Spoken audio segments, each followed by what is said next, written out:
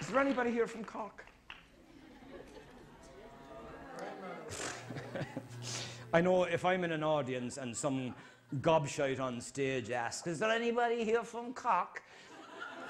I get this urge to hold up one hand because I lived in Cork for a couple of years before I came to Canada. Had I been actually born in Cork, I'd hold up both hands and give up. No. No, this is from my father who lived and worked in Cork in the Tower Bar, pulling exclusively and religiously pints.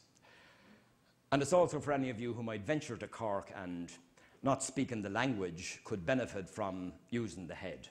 Huh? 'Tis 4 on the button when in comes Con. Dragging the knuckles across a droughty mouth, he intones nothing. Words are superfluous here. Here in his local pub on Tower Street, off Friars Walk, off Barraca, Cork. Con uses the head and nods it at the barman, Bob. Right, Connie, answers my father, Bob, who works there 3 to 7, few days a week, pulling exclusively and religiously pints. And no call for the foreigner Guinness either, for 'tis Cork's own Beamish that gets the nod. But it isn't a nod, is it? In fact, it's the opposite. It's an upward jerk of the chin, a reverse nod, a don. So Con dons and reinforces it with the finger. Nothing ostentatious now, for you're in Cork here, not Dublin. And neither is it this finger's intention to indicate 1 pint, please, master of the house. No, for if it were, Con would raise 2 fingers for 2 pints. But he doesn't and daren't. No, 2 pints are indicated thusly. And a round which allows considerable ostentation thusly. You'll have noticed too that Con supplements the don with a short The don, not to be confused with the doff, which went out without its hat some years ago and caught its death. That is, the doff died out with hats and caps, for you had to sport a hat in order for it to doff it. And did you ever wonder why hats were doffed? To reassure the other fella that you weren't hiding a halo and were no saint either, I suppose. But the doff is dead, killed not so much by fashion, but by a close relation, the semi-doff. Now, to describe the semi-doff as the right hand rising to touch the peak of the cap, or where the peak would be if the cap fits, is inaccurate and suggests a salute, which implies a hierarchy. And come here, there'll be none of that here. For Con defers to no man, and the pint is his sole and only gaffer. No, not a salute, for in the semi-doff, the head goes halfway to meet the hand, and at an angle of 45 degrees, thusly.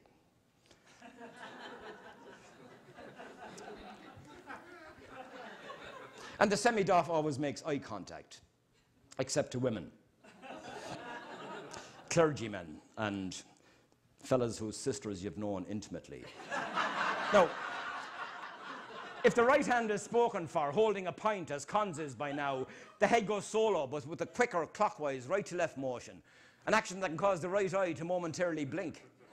And this blink too can be modified depending on your sense of flair, degree of intimacy, and or sexual persuasion. But for the most part, it's used to greet fellas whose names you've quite forgotten, fellas with whom you have but a nodding acquaintance, but again, it's not a nod, and is known in Cork as a how ya. Oh yeah.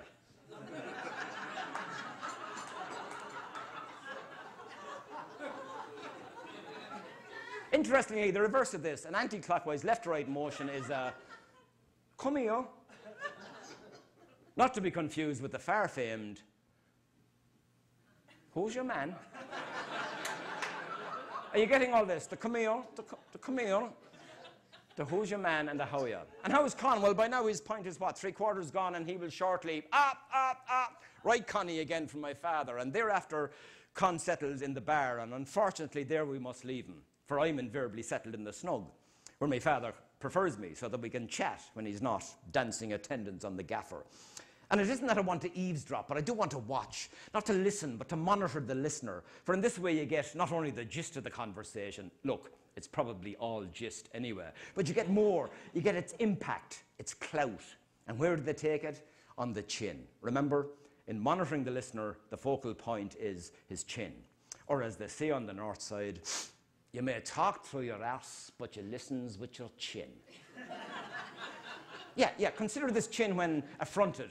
It will instantly tuck in, pulling the head with it in spasmodic jerks. And this is known as the, I will in my ass, I will in my... You'll know you've struck a nerve. Now, if merely confronted, a different nerve pulls it at an angle of 45 degrees, thusly.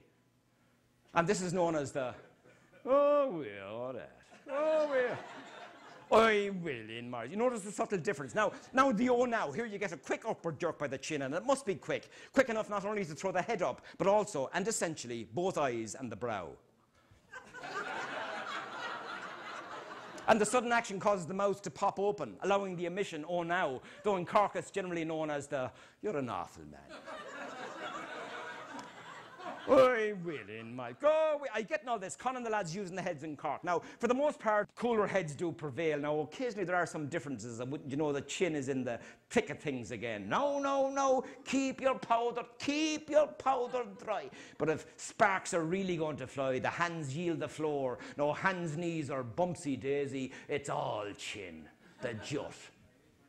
Come here, who you calling a langer? No, keep your powder dry, The hands again, not to be confused with refusal as in, come here, will you chance another one of those? No, go on, no. But you yield with a, you're an awful man. But you do insist that you're round, a process that warrants a whole chapter on its own and more properly belongs in the advanced class. But to make a long story short, it's my round, my turn to dawn, to catch my father's eye. Now, I want to use the heart and say, Dad, I love you, but I'm in Cork. I use the head and go, Ta-da! Thank you very much. Thank you.